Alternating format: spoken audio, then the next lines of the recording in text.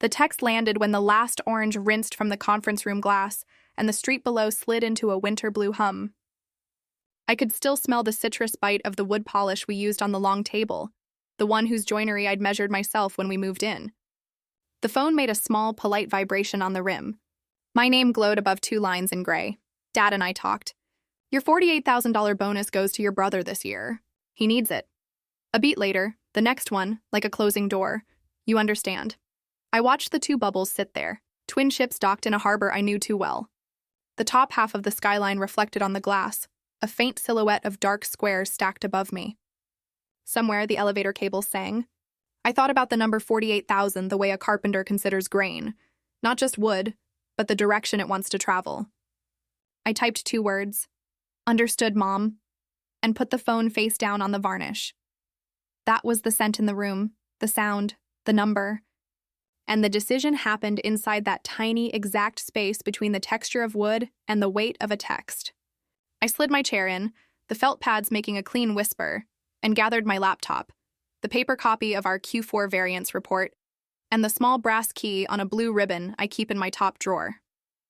The key is not to an office. I am the oldest, and I have been the family fixer for 23 years. It started with a shoebox and a ledger I ruled with a school ruler when I was 11, the summer the bakery oven broke. Mom cried into a dish towel. Dad cursed the pilot light. Evan, my younger brother by 3 years, pedaled my bike down Oak Street and returned at dusk with a pocket of quarters from the arcade, his own kind of accounting. We made a chart with columns: flour, sugar, rent, gas. At the end of each day, I would count bills at the kitchen table and write the totals in pencil.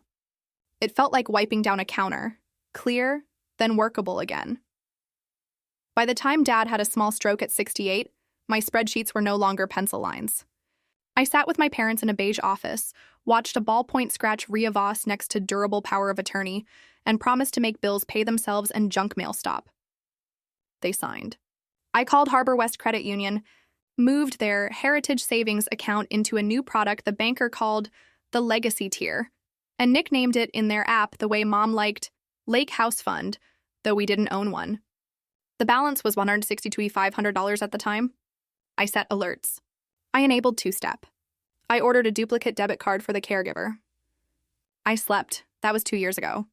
Since then, family emergencies have been as predictable as seasons.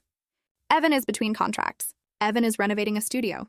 Evan has a good shot at a coding boot camp if he can float for 8 weeks. My bonus did not exist to him as an exchange for my labor, but as a perennial sprout that grew in my coat pocket and could be plucked without consequence. I resisted or indulged based on weather and memory, and I judged myself both ways. The lever showed itself in paper. It always does. 4 days before the text, I found a PDF in the Harbor West messages.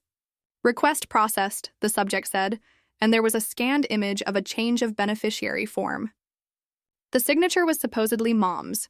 It had a leftward lean she'd never had. In the mirror of a flourish, it looked like someone pretending at her hand. There was a second page, an addendum with Evan's email address and a checkbox ticked for notify upon account change. I called the number on the letterhead, and a woman with a clipped, careful voice said, "Ms. Voss? Our assistant branch manager flagged this because the signature looked different." She paused. "We've kept everything as is pending verification." I printed the file on the office machine. Holding it, I saw everything I needed in the artifacts themselves. A date stamp 2 minutes before a Harbor West door is even unlocked. A crossout where it said revocable, and someone wrote irrevocable in blue ink like an overeager student, and an email from Edward Voss with a missing D. Dad's email has always had the D. It's such a small thing. A spared consonant, but that's how sand tells you which way the water ran.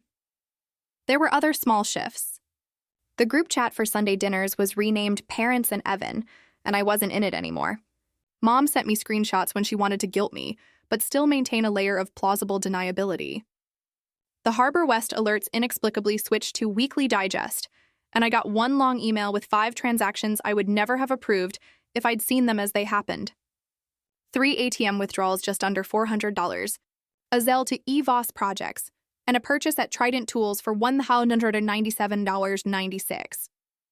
When I asked Mom, she said, "Your brother is building shelves for us," as if explanation were a deed. I drove to the branch on Maple and 3rd the next morning. The brass key on the blue ribbon cool against my palm, as if it needed to remind me there's a line between a lock and a door. The assistant manager who had called me was younger than me by a decade, with a neat bun and a cardigan-like armor. Her name tag said Lila Patel.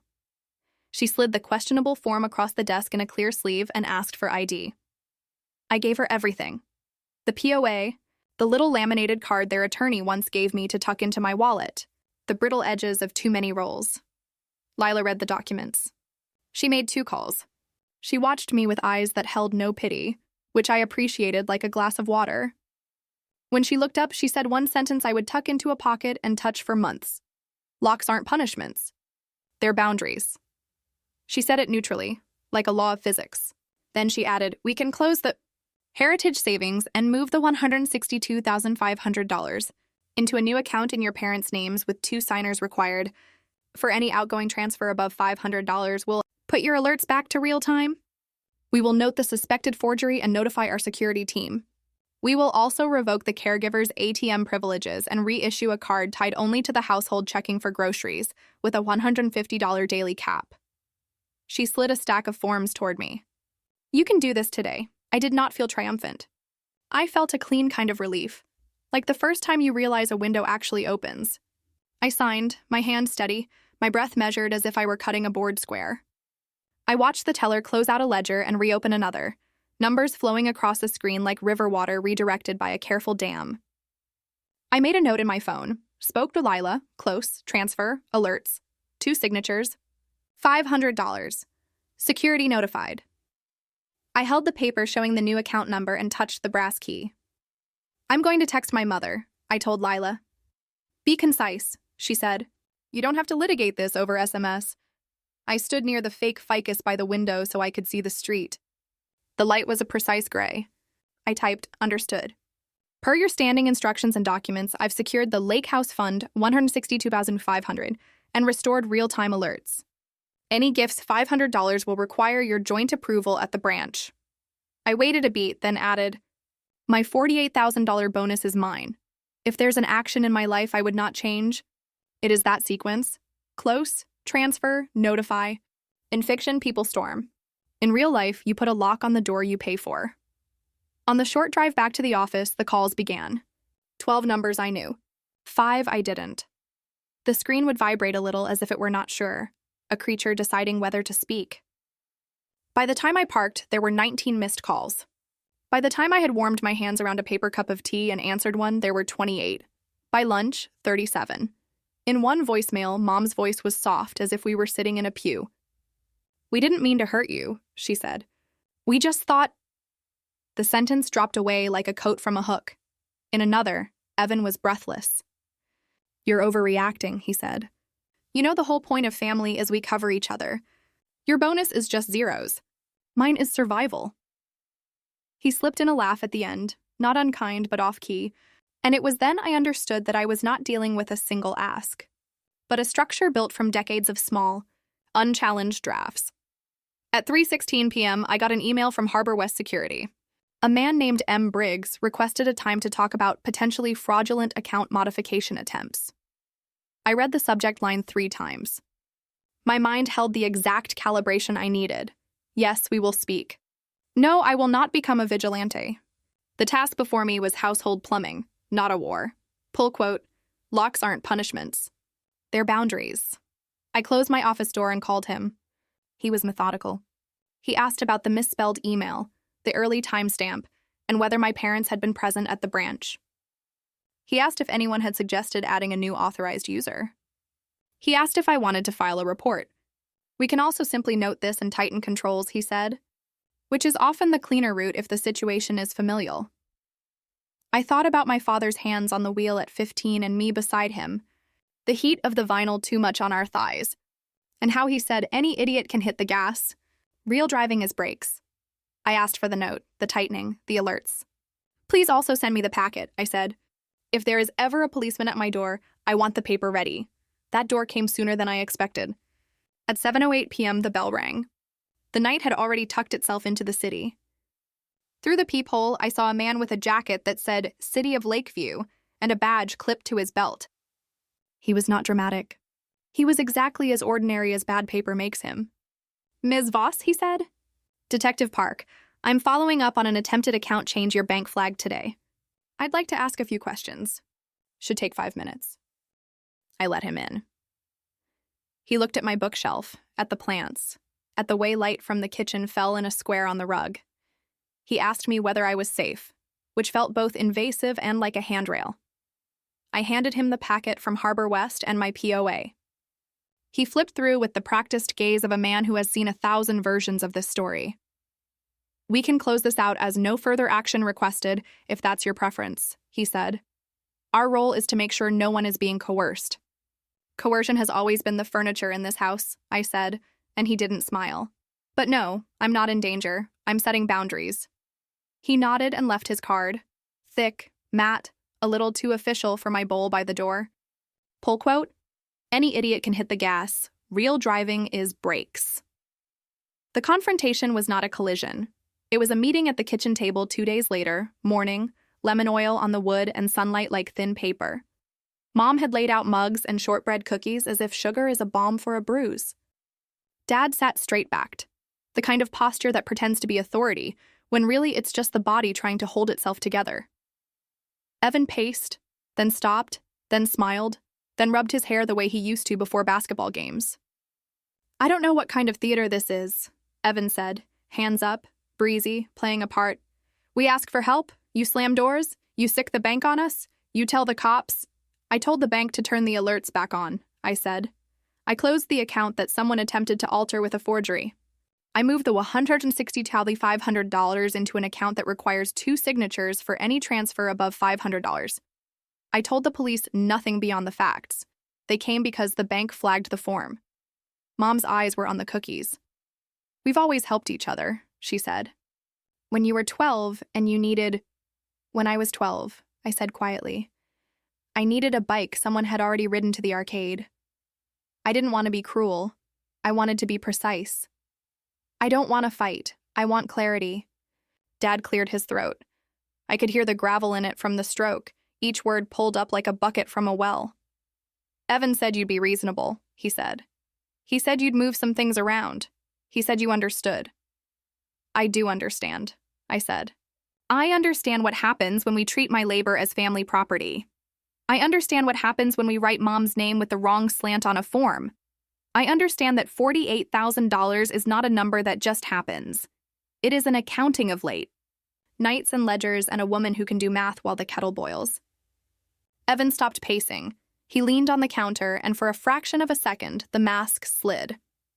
You have it, he said. There was no edge of apology now. You have the good job, the good health, the award last year, the bosses who like you. You don't even want a lake house. It's just zeros to you, Rhea. To me, it's oxygen. You're right, I said evenly, and he blinked, surprised. I am fortunate, and I have worked hard, and I will not subsidize your choices by dismantling the safeguards I put in place to keep our parents from signing forms someone else drafted for them. So you're punishing me, he said. Pull quote, I'm not punishing you. I'm installing locks. I'm not punishing you, I said. I'm installing locks. Mom set a mug down. The sound was too loud on the table. Rhea, she said, the name both plea and reprimand. You've always been so... strong. She meant unyielding. I knew the dictionary.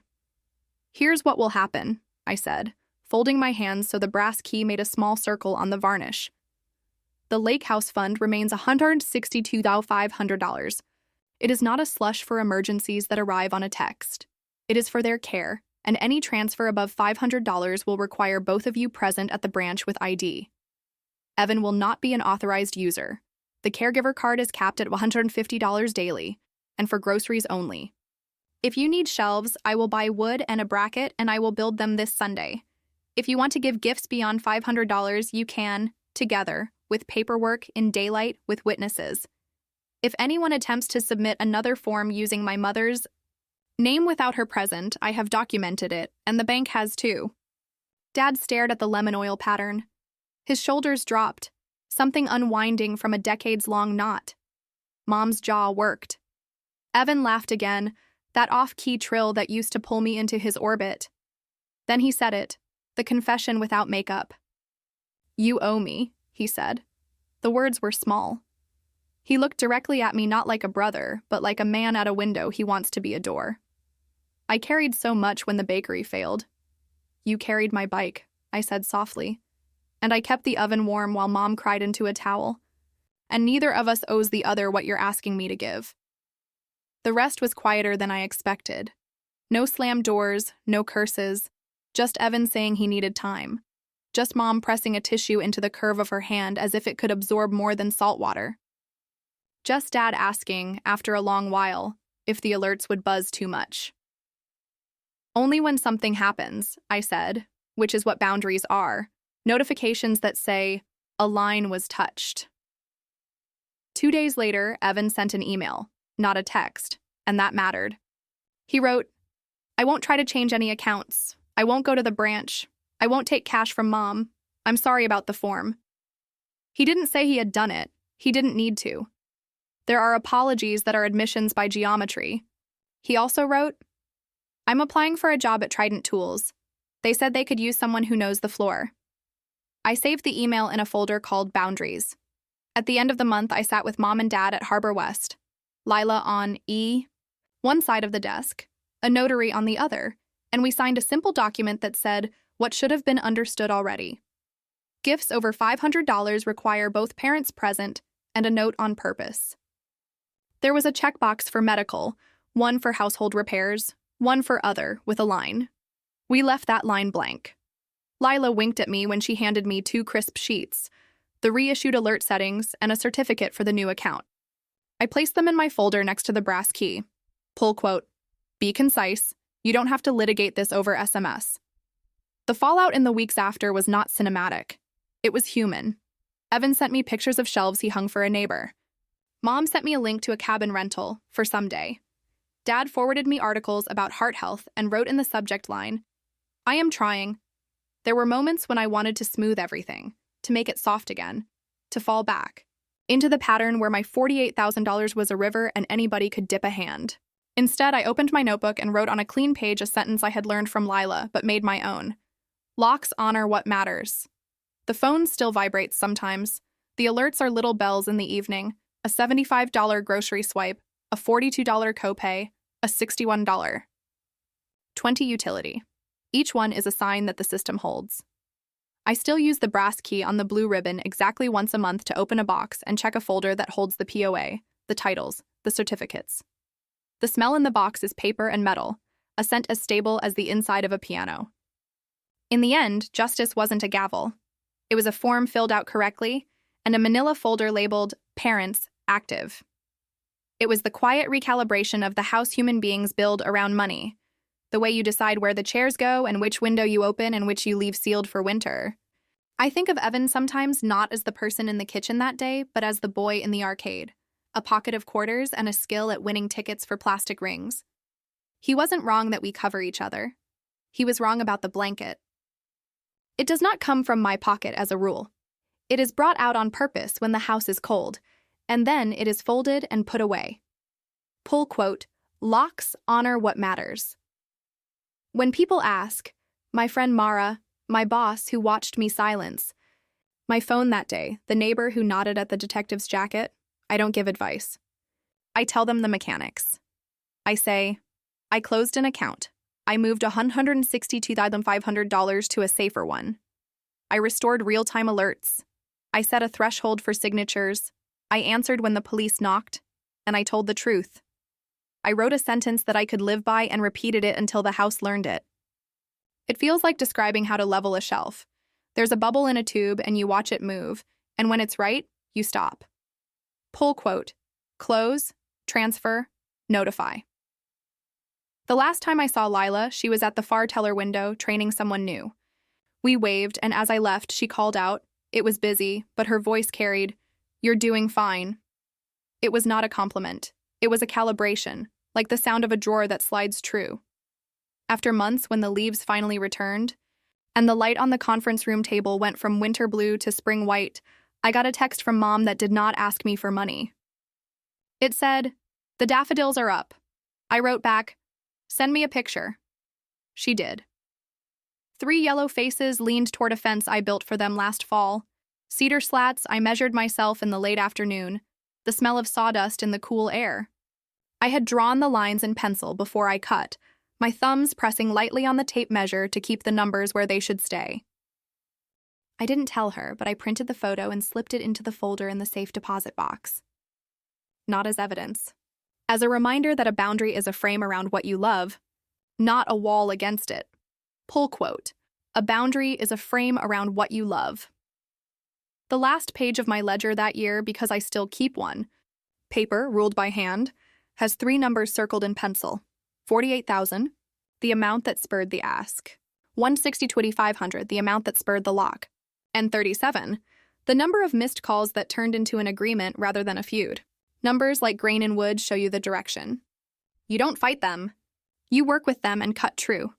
Sometimes in the evening, when the floor is clean and the air in my apartment smells faintly of lemon oil from the table I made, I set the brass key on the blue ribbon in the center and look at it for a long time.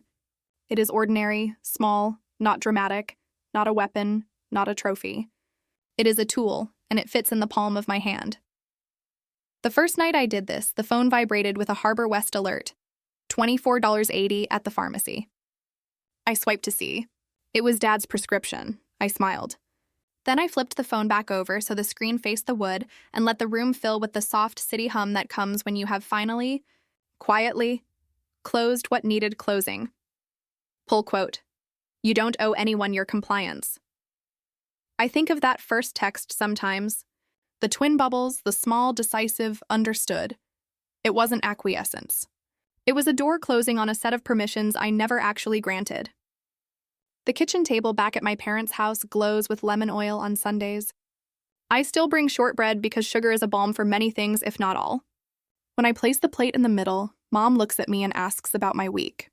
Dad's phone dings with a real-time alert, and he smiles at it, proud to be in the loop.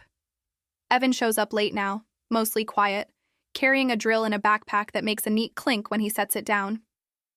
He built shelves for their pantry this spring and left a note on the inside of the door. Level.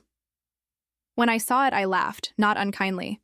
We are all, in our ways, learning where the bubble sits. And on nights when the city turns blue again and the conference room windows make mirrors of the skyline, I think of the scent of lemon oil, the sound of soft vibrations, the exactness of the numbers, and the clean, quiet line of a lock sliding into place. Pull quote. It wasn't revenge. It was maintenance.